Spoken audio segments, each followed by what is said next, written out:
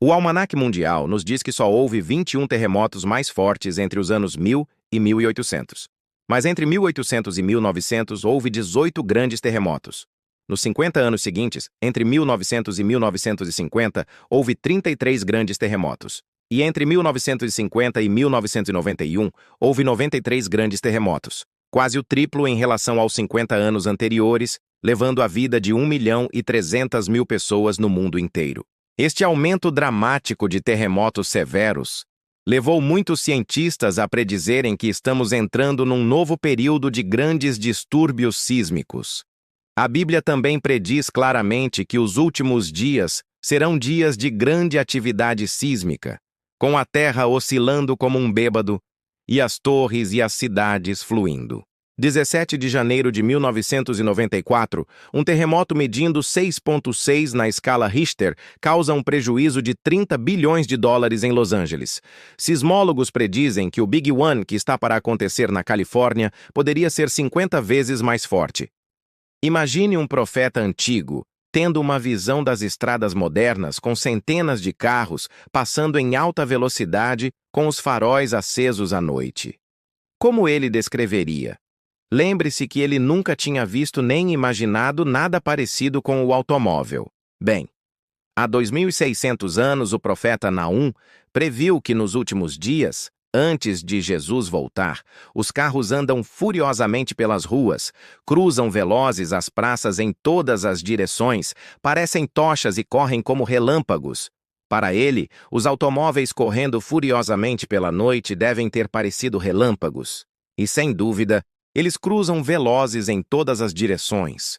Só nos Estados Unidos ocorre por ano uma média de 19 milhões e meio de desastres de automóveis, nos quais 4 milhões de pessoas saem feridas e 45 mil morrem.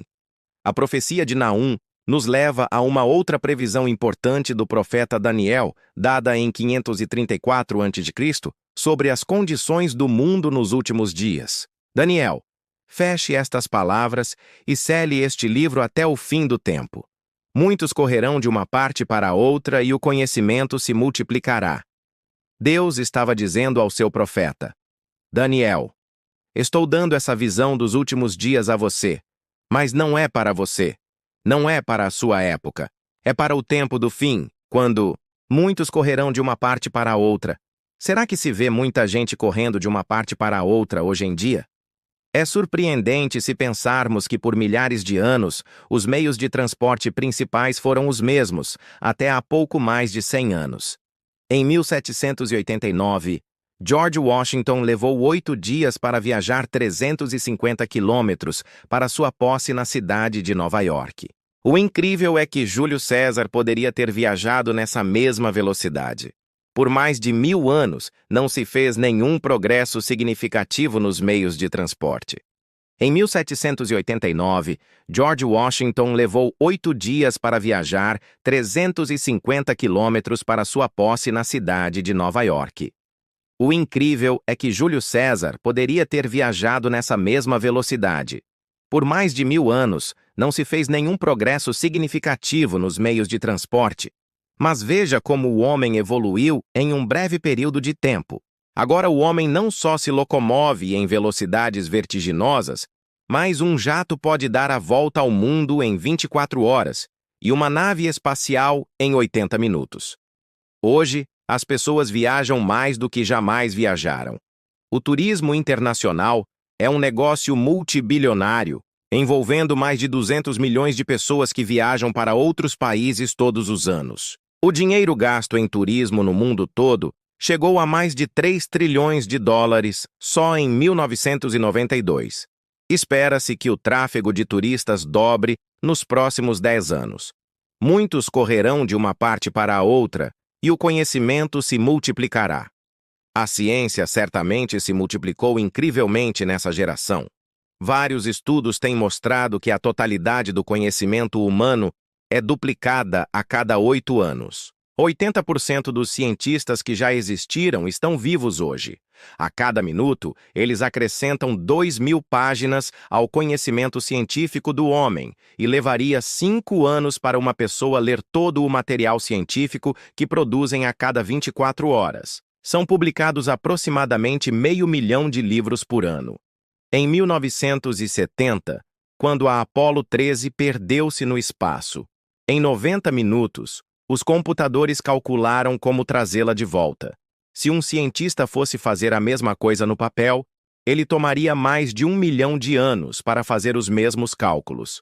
Mas desde 1970, a ciência da computação desenvolveu-se tão rápido que se a indústria automobilística tivesse se desenvolvido no mesmo ritmo, hoje você poderia comprar um Rolls-Royce por $3 e poderia colocar 8 deles na cabeça de um alfinete. O bloco básico da ciência da computação, o transistor, foi inventado nos laboratórios Bell em 1948. Em 1994, um chip podia conter 3.100.000 transistores, mais do que o dobro do modelo do ano anterior. Até o final desta década, o chip conterá mais de 1 bilhão de transistores. As máquinas hoje em dia são tão complicadas que só técnicos altamente especializados conseguem entendê-las. Mas será que todas essas incríveis descobertas científicas e avanços tecnológicos deixaram o homem mais feliz ou mais civilizado? Ao que parece, quanto mais parafernália e luxo o homem adquire na tentativa de encontrar felicidade e satisfação, mais descontente e infeliz ele fica. No dia de hoje, o conhecimento sem dúvida aumentou. Mas apesar de países tidos como desenvolvidos, como por exemplo os Estados Unidos, dizerem ter o sistema educacional mais caro e avançado que já existiu, eles estão produzindo os jovens mais confusos, ignorantes e violentos que já existiram. Também no capítulo 24 de Mateus, no versículo 37, Jesus profetizou que, como foi nos dias de Noé, assim também será nos dias que antecedem a sua volta. Bem, como andavam as coisas na época de Noé? Viu Deus que a maldade do homem se multiplicara sobre a terra e que toda a imaginação dos pensamentos de seu coração era má continuamente e que a terra estava corrompida diante de Deus e cheia de violência. Um adolescente nos Estados Unidos atira no pai porque quer ver alguém sangrar até morrer. Na Inglaterra, 2 meninos de 10 anos sequestram e matam brutalmente uma criancinha de 2 anos.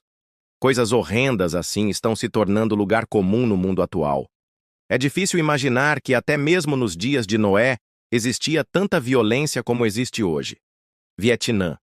Americanos choram a morte de 58 mil jovens em 8 anos e meio de guerra. Mas o número de mortes nas ruas americanas é hoje 4 vezes mais alto. Segundo dados do FBI, 24.500 pessoas foram assassinadas só nos Estados Unidos em 1994. O Bureau Americano de Estatísticas da Justiça estima que chega a 1.100. Zero, o número de crimes violentos cometidos com o uso de armas de fogo em 1992. Muitas das vítimas são adolescentes mortos por outros adolescentes que parecem não ter a mínima noção do valor da vida. A sociedade torce as mãos angustiada, sem entender por que isso acontece.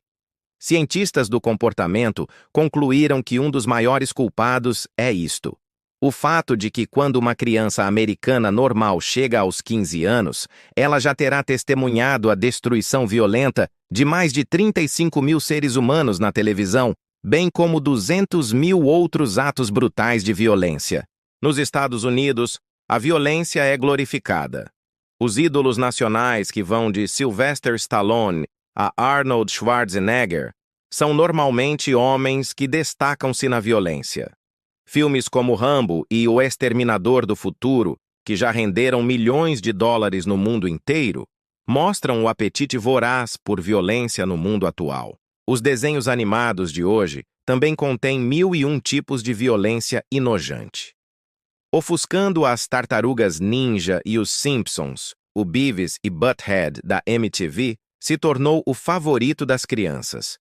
Bem diferente dos antigos desenhos de Walt Disney de uma geração atrás, o Beavis e o Butthead seguem uma rotina de tortura a animais, incendeiam móveis e se envolvem em 1000 tipos de comportamento censurável. E existem também os filmes de horror. Muitos pré-adolescentes hoje assistem esse tipo de filme em festas estilo Gross Out com seus amigos. As locadoras afirmam que os filmes de horror são mais procurados principalmente pelos jovens de 11 a 15 anos de idade.